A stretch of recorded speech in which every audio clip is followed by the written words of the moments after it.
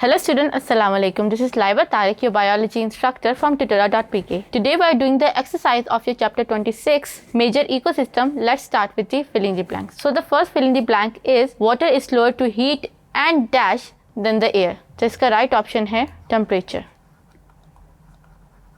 Second है the distribution of life in lakes depend on access to dash and to the place for attachment. तो इसका right option है light.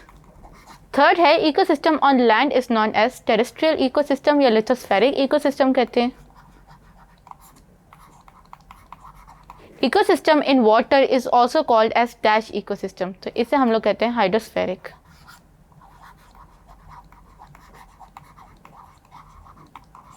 इसके साथ ही हमारी फिलिंग द ब्लैंक्स कंप्लीट हो गई. In the next video we will discuss the MCQs.